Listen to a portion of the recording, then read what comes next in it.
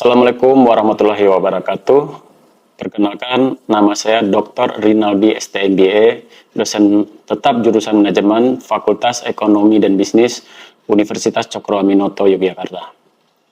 Saat ini saya menyusun pernyataan diri dosen dalam unjuk kerja Tridharma Perguruan Tinggi atau PDD UKT-PT sebagai salah satu syarat mengikuti sertifikasi dosen gelombang 1 tahun 2026. Bidang kepakaran saya berada pada manajemen, kewirausahaan, pemasaran, dan transformasi bisnis digital.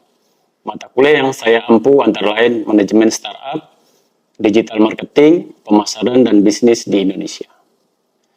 Pada kesempatan ini, saya akan memaparkan mata kuliah manajemen startup. Mata kuliah ini merupakan mata kuliah pada program studi manajemen dengan bobot 3 SKS. Manajemen startup membahas konsep, proses, dan praktik pengelolaan bisnis rintisan sejak tahap ide, validasi masalah, penyusunan model, bisnis, dan pengembangan produk awal sampai strategi pertumbuhan usaha. Mata kuliah ini menekankan kemampuan mahasiswa untuk berpikir kreatif, analitis, adaptif dalam menghadapi dinamika bisnis digital. Perkuliahan dilaksanakan dalam 16 sesi, terdiri atas 14 pertemuan pembelajaran serta UTS dan UAS. Acuan pelaksanaan perkuliahan menggunakan pendekatan Delivery, Interaction, dan Assessment atau DIA, yang selaras dengan prinsip Outcome Based Education, pembelajaran aktif, serta pembelajaran berbasis kasus dan proyek. Delivery atau penyampaian. Penyampaian materi dilakukan dengan sistem blended learning, yaitu untuk memadukan pembelajaran tatap muka dan pembelajaran daring. Tatap muka digunakan untuk penjelasan konsep, diskusi, simulasi, serta proyek startup. Pembelajaran daring memanfaatkan Zoom dan e-learning resmi kampus melalui Syakat UCY. Mahasiswa dapat mengakses RPS, modul ajar, materi presentasi, video pembelajaran, serta tugas dalam ruang diskusi secara fleksibel. Interaction atau interaksi. Interaksi pembelajaran dibangun melalui case-based learning. Mahasiswa menganalisis studi kasus startup, strategi digital marketing, validasi pasar, perilaku konsumen, dan tantangan bisnis di Indonesia. Pembelajaran juga menggunakan project-based learning. Mahasiswa bekerja dalam kelompok kecil untuk merancang ide bisnis, menyusun bisnis model kanvas, melakukan analisis pasar sederhana, dan mempresentasikan rencana pengembangan startup. Active learning. Mahasiswa dilibatkan secara aktif melalui diskusi kelas, presentasi kelompok, simulasi pitching, refleksi pembelajaran, serta umpan balik dosen dan teman sejawat agar kemampuan komunikasi bisnis ikut berkembang. Assessment atau penilaian. Penilaian dilakukan secara berkelanjutan melalui beberapa komponen. UTS 20%, UAS 30%, tugas, kuis, dan proyek startup 25%, presentasi, partisipasi, dan keaktifan 25%. CPL, prodi yang dibebankan pada mata kuliah. CPL 1, mampu memahami konsep manajemen dan kewirausahaan. CPL 2, mampu menganalisis peluang pasar dan model bisnis. CPL 3, mampu merancang strategi pemasaran dan pengembangan usaha. CPL 4, mampu menunjukkan sikap profesional, kreatif, kolaboratif, dan adaptif. Capaian pembelajaran mata kuliah atau CPMK. M1, menjelaskan konsep dasar startup dan ekosistem kewirausahaan. M2, mengidentifikasi masalah pelanggan dan peluang pasar. M3, menyusun bisnis model kanvas. M4, merancang strategi digital marketing untuk startup. M5, menyusun rencana validasi produk dan pasar. M6, mempresentasikan ide startup secara sistematis dan meyakinkan. Demikian pemaparan singkat mengenai pembelajaran mata kuliah manajemen startup. Selanjutnya mari kita saksikan proses pembelajaran di kelas sebagai bagian dari PDD UKTPT Sertifikasi Dosen Gelombang 1 tahun 2026. Referensi utama silakan dibaca di sini. Assalamualaikum warahmatullahi wabarakatuh. Waalaikumsalam warahmatullahi wabarakatuh. Sampai ketemu lagi ya dengan saya, tuh, Dr. Rinaldi. Gimana kabar teman-teman semuanya hari ini? Baik. Oke. Selamat datang ya di ini pertemuan kita yang kedua ya. Kemarin pertama kita perkenalan.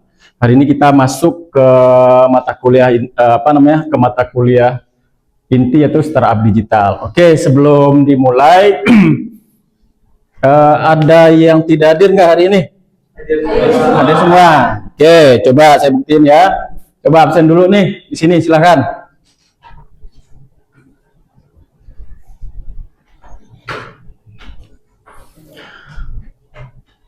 Sudah? Oke, baik. Kita bicara startup digital. Nah, kalian ini gen apa ini? Gen apa sih? Gen Z apa Gen Z? Oke, tahu dong ini startup digital? Siapa yang bisa? Apa itu startup digital? Siapa? Startup itu adalah usaha atau perusahaan yang memiliki ide inovatif bertujuannya untuk memperkembangkan lebih cepat, biasanya menggunakan teknologi. Contohnya di Indonesia itu Gojek. Mungkin itu aja jawaban dari saya, Pak. Oke. Yang disampaikan Wawan tadi benar ya. Jadi startup digital. Nah, ini kalau teman-teman lihat ini dari ide ke validasi. Maksudnya bagaimana? Jadi kita menentukan ya. Kita lihat di tengah-tengah masyarakat, kita melihat fenomena apa yang terjadi, muncul ide. Nah, idenya itu bagaimana? Kita praktekkan di lapangan, terus divalidasi, diukur. Itulah tugasnya. Nih, mata kuliah ini kita mengkaji hal yang seperti itu ya. Jadi kita menemukan sebuah fenomena yang ada di tengah masyarakat, kita uji, kita validasi. Outputnya apa? Mahasiswa mampu menyusun masalah apa? Masalah dari pelanggan. Jadi kita menemukan fenomena di tengah-tengah pelanggan. Terus kita mencari solusinya bagaimana, terus memvalidasinya. Nah, jadi teman-teman nanti ujung-ujungnya adalah ketika kita menemukan sebuah permasalahan, ya kita bisa menjadikan sebuah yang namanya ini tadi startup digital tadi. Tapi harus terukur, harus ada pertumbuhan yang terukur ya. Oke, pertemuan ini menekankan pembelajaran ya. Ini buat adik-adik mahasiswa semua. Menekankan pelajaran aktif, mahasiswa tidak hanya mendengar, tapi menghasilkan ide yang lebih bisa diuji. Jadi artinya apa? Mata kuliah ini dituntut teman-teman untuk aktif, ya, ide-idenya. Ini mata kuliah ini nggak ada artinya kalau teman-teman tidak punya wawasan yang luas, teman-teman tidak rajin membaca, melihat fenomena yang ada di tengah masyarakat, ya. Jadi mulai sekarang sampai pertemuan berikutnya, teman-teman harus mempersiapkan materi ini dengan matang. Oke, kita lanjut. Ini tadi absen sudah. Mata kuliah ini ada 4 tahap praktek mengajar yang tidak jelas, ya. Jadi ada 4 tahapan. Yang pertama adalah kalau kita bicara startup digital, pertama itu adalah persepsi. Masalah harian apa yang bisa diselesaikan dengan aplikasi? Yang kedua adalah konsep. Nah, konsep ini bagaimana kita harus tahu startup itu seperti apa, pertumbuhannya seperti apa, terus kita memvalidasinya seperti apa permasalahan itu, sehingga menemukan sebuah yang namanya model bisnis. Terus kita mempraktekkan. Lanjutnya adalah mengevaluasi praktek tadi. Jadi selama 1 semester ini teman-teman ada 4 tahapan ini untuk kita mempelajari startup digital ya. Menemukan fenomena, terus bagaimana kita menciptakan sebuah konsep, kita praktekkan, terus kita evaluasi apakah praktek yang kita lakukan itu tadi bermanfaat atau berguna. Ada pertanyaan? Kita lanjut?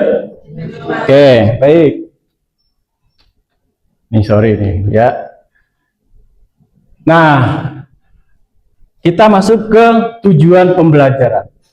Hasil pembelajaran yang mudah diamati selama praktek di kelas. Pertama, tujuan pembelajaran kita adalah memahami startup digital. Jadi teman-teman diharapkan mampu menjelaskan konsep startup digital dan membedakannya dari usaha konvensional. Ini penting ya, jangan sampai startup digital itu sama dengan bisnis konvensional. Ya, nanti kita akan bahas sehingga teman-teman jadi tahu, oh ini bukan startup, oh ini bisnis konvensional. Oke? Sekarang kita adalah tahap kedua adalah tujuannya adalah menentukan masalah. Mahasiswa mengidentifikasi target pengguna dan poin yang spesifik. Maksudnya bagaimana? Jadi begitu mahasiswa tadi tahu fenomena konsep dari startup tadi, teman-teman bisa mengidentifikasi, oh target saya siapa, ya, oh contohnya apa, bisnis pecel lele atau Gojek atau ojek misalnya. Ojek bagaimana? Oh target kita siapa? Target kita misalnya adalah pengguna-pengguna mereka yang tidak punya kendaraan, mereka yang biasanya nunggu kendaraan di pinggir jalan. Kita bisa menemukan itu. Artinya kita menentukan target penggunanya, terus menguji apakah ide kita tadi layak enggak untuk kita buat, kita kembangkan, ya.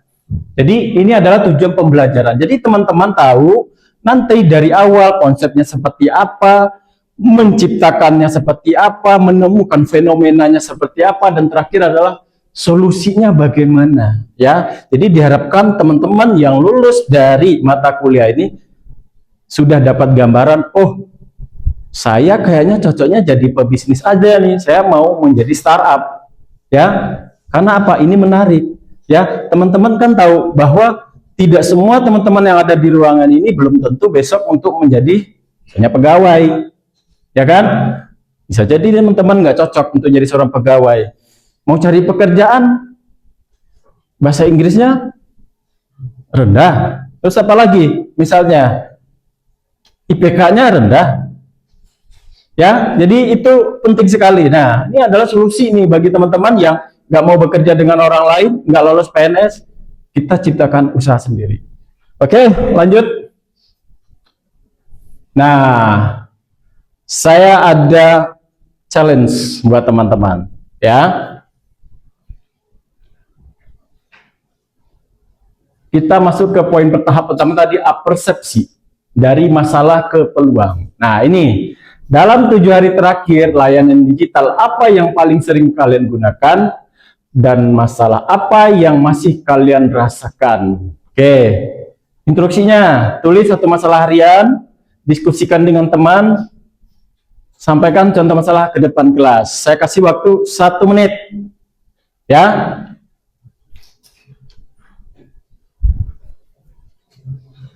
Oke, sudah? Siapa yang bisa? Namanya siapa, Mas? Fadilah Fajar. Fadilah Fajar. Oke, silakan Mas Fadilah Fajar, silakan diri di depan. Oke, silakan. Nggak ada teman-temannya. Ya, jadi teman-teman saya akan menjelaskan terkait apa ya, permasalahan ataupun yang mahasiswa ya, sering mahasiswa apa ya, ada permasalahan terkait dengan digital. Nah, kita salah satu contohnya itu memberikan di kampus kita saja. Nah, teman-teman itu kan dari kampus sudah diberikan aplikasi Edilink, ya kan? Teman-teman sudah tahu ya Edilink ya. Nah, Edilink itu dalam itu kita bisa melihat nilai, ya kan? Bisa melihat nilai kita, lalu kita bisa apa ya, melihat jadwal perkuliahan kita. Nah, itu kan yang sering kita gunakan pada saat kuliah. Nah, kita juga bisa melihat permasalahannya di situ juga. Nah, di situ juga kita bisa apa ya, bisa chat dosen ataupun kita melihat nilai kita. Nah, di situ pasti ada permasalahan juga. Salah satu permasalahan mungkin kita kalau kita chat dosen itu mungkin lama dan lain sebagainya. Nah, yang paling mudah kan kita ke WhatsApp. Nah, itu adalah permasalahan dalam Edilink tersebut. Nah, yang menjadi pertanyaan sini kan keseharian kita apa yang membuka dalam mahasiswa. Nah, salah satu contohnya tadi seperti itu, ada Edilink. Oke, saya mau bertanya dulu. Apakah sudah ada aplikasinya tadi? Ya, Sudah. Namanya tadi apa? Adlink ya. Oke, Adlinknya. Jadi kelemahannya apa kalau gitu Adlink Nah, tadi? kelemahannya itu tuh seperti yang saya katakan tadi. Misalnya nih kita mau, di situ kan ada aplikasi juga, Edlink itu kan kita bisa cek dosen ya. Di situ. Nah, Yeah. dosen itu nanti kita dosen itu kayak lama responnya. Nah, itu masalahnya. Mungkin kalau kita chat hari ini mungkin 2-3 hari baru bisa dibalas. Oke. Nah, silahkan dulu. Ya, Mas. Oke, jadi di situ ada fenomena ya, bahwa teknologinya udah ada, tapi belum mengena. Berarti ada bisa jadi dua sisi. Di sisi satu, Anda teman-teman mahasiswa sudah mempunyai teknologi digital di kampus, tapi di sisi lain bisa jadi dosennya belum siap, ya kan? Bisa jadi dosennya enggak 24 jam membuka aplikasi. Nah, itu kan PR ya buat teman-teman semua ya. Oke, kita lanjut ya. Nah, setelah kita teman-teman tadi paham sedikit ya apa itu startup, kita masuk ke teorinya. Apa itu startup digital? Startup digital adalah usaha rintisan berbasis teknologi yang mencari model bisnis berulang, terukur dan dapat tumbuh. Jadi yang namanya startup digital ada 3 tahap. Tiga-tiganya harus terpenuhi nih unsur-unsur ini ya. Disebut startup digital kalau dia perusahaan rintisan. Disebut startup digital kalau dia ada digitalnya ya. Dia ada growth-nya, growth. Oke, sekarang pertanyaannya, apakah pecel lele jualan dengan WhatsApp disebut startup digital? Siapa yang bisa? Gak apa-apa. Sebut nggak? Enggak. Oke, kenapa? Karena WhatsApp itu digunakan secara pribadi individu dan itu secara bentuknya itu tidak bisa digunakan semua orang. Oke. Saya Pak, nah kalau menurut saya pecel lele itu menggunakan WhatsApp itu sudah dikatakan startup digital. Kenapa? Karena dasarnya adalah menggunakan digital ataupun teknologi. Nah, teknologi WhatsApp itu kan itu sudah dikatakan teknologi juga. Kita bisa menjual online, misalnya kita status WA ataupun kita foto upload di WhatsApp. Nah, itu sudah dikatakan dengan teknologi. Nah, bisa dikatakan pecel lele itu adalah startup. Ini tuh Pak. Apakah dari dua pernyataan teman-teman tadi sudah memenuhi 3 unsur ini? Ya, growth-nya nggak ada. Ya, jadi pecel lele, apakah dia ada growth? Growth itu di sini apa? Pertumbuhan bisnis dan validasi model bisnisnya. Model bisnisnya seperti apa? Nah, itu yang membedakan ya. Jadi disebut startup digital itu kalau dia ada model bisnisnya, validasi model bisnisnya, growth-nya jelas. Kalau pecel lele belum tentu bisa disebut dia sebagai startup digital karena ya dia kayak jualan biasa aja, dia nggak ada model pertumbuhan, nah standarnya seperti apa nggak ada. Oke, kita lanjut ya. Nah, mengapa startup relevan untuk Indonesia? Anda baca ini, artinya apa? Ini ada peluang besar di Indonesia. Ya, pengguna internetnya segini 229 juta, penetrasi internetnya hampir 80% dari semua total penduduk Indonesia, estimasi penggunaan 230 juta di akhir tahun 2025 kemarin. Artinya apa? Makna bagi calon founder ini ada pangsa pasar yang besar, ada ceruk pasar yang besar yang ada di Indonesia. Ya, kalau pengguna pebisnis bermain di industri startup di Indonesia ini gudangnya penduduk kita tuh banyak sekali, penetrasi internet kita tuh luar biasa tinggi ya, jadi ini ada ya, ini PR teman-teman. Artinya apa? Nggak usah khawatir, ceruk pasar kita masih luas karena pengguna kita luar biasa besar ya, kita dibanding Singapura, Malaysia sangat-sangat jauh. Karena apa? Ini. Oke, kita lanjut. Startup digital dan UMKM online. Apa yang membedakan startup digital dan UMKM online? Ya, tadi salah satu yang sudah disampaikan dari teman-teman tadi, ya. Karena apa? Di sini teman-teman bisa lihat. Startup digital fokus pertumbuhan risiko dan contoh tugasnya. Model bisnisnya ada skalanya kalau startup. UMKM online Ya, dia menjual produk jasa yang sudah jelas aja. Dia ngalir aja jualannya tanpa ada skala, tanpa ada model bisnis. Ya, jadi teman-teman ingat kembali ke 3 tahap tadi apa yang disebut dengan startup digital. Oke, kita lanjut. Nah, ketika ada sebuah masalah, solusinya bagaimana? Itulah kita mempelajarinya. Nah, ketika teman-teman nanti berpikir ya, mau membuat sebuah bisnis startup, ya, teman-teman harus menemukan ini dulu. Apa sih masalahnya? Siapa penggunanya? Terus solusinya bagaimana? Terus kita memvalidasinya bagaimana? Mengujinya bagaimana? Apakah rencana kita itu kita lanjutkan atau kita hentikan? Ya, di sini ada kata-kata yang ditebalin, founder yang baik bukan yang paling banyak ide, tapi cepat belajar dari pasar. Jadi ide aja nggak cukup. Teman-teman harus banyak belajar dari pasar. Karena apa? Ide bagus belum tentu eksekusinya bagus, ya, belum tentu layak untuk dieksekusi di saat sekarang. Lanjut. Nah, ini teman-teman ada tugas ya, nanti di PR aja.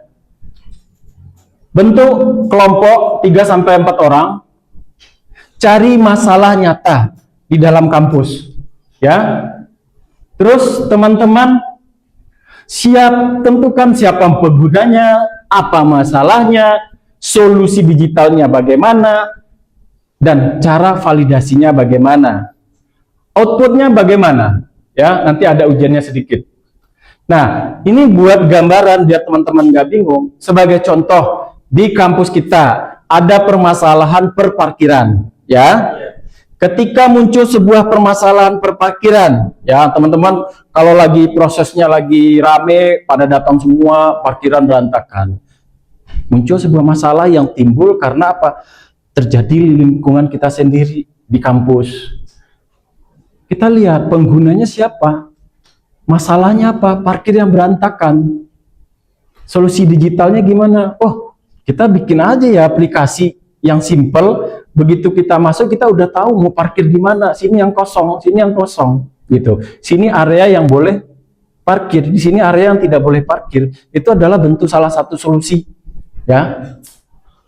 Terus jangan langsung main besar aja aplikasi, kita validasi dulu. Layak nggak bisnis ide kita ini kita buat, ya. Seperti Facebook, teman-teman bisa lihat Facebook pertama kali didirikan itu adalah kayak buku catatan harian mahasiswa di kampus, ya. Di mana kampusnya si ini? Si Mark itu, ya, di Harvard, ya. Di situ, ya. Jadi teman-teman bisa lihat di situ bahwa itu hanya buku kayak mereka menguji coba dulu di kampus, gitu ya. Jadi teman-teman ketika bikin startup, kalian harus tes dulu nih, ini layak nggak untuk kita kembangkan. Nah, teman-teman bisa memakai mode Canvas Mini, teman-teman masukkan ke sini nih, ke dalam ini. Yang masalah-masalah tadi, ini alat bantu ya, masukkan segmennya siapa, masalahnya apa, solusinya bagaimana. Gitu ya. Oke. Kita next. Next. Ya. Ini refleksi akhir aja, nanti teman-teman bisa kita lanjutkan minggu depan mata kuliahnya. Karena mengingat keterbatasan waktu kita siang hari ini, ya, teman-teman harus mencari satu masalah yang paling menarik yang ada di lingkungan kita. Satu asumsi dari solusinya bagaimana, ya. Hal simple, cari permasalahan, solusinya bagaimana, terus diukur dulu, layak enggak ini kita lanjutkan. Oke ya, startup yang baik dimulai dari empati, diuji dengan data, dikembangkan melalui pelajaran berulang. Jadi artinya apa? Teman-teman tidak bisa membuat sebuah bisnis startup langsung ujuk-ujuk jadi besar. Enggak, ya. Ini ada tahapannya. Dites dulu hal-hal simpel yang ada di sekeliling kita, bisa jadi itu, ya. Oke. Sudah habis. Mengingat waktu kita sudah habis, saya mohon maaf jika ada salah, ya, atau nanti kita bisa terbuka ruang diskusi. Teman-teman bisa WhatsApp saya, ya. Saya sangat terbuka untuk komunikasi masalah perkuliahan. Oke, saya akhiri dengan wabillahi taufiq wal hidayah. Wassalamualaikum warahmatullahi wabarakatuh.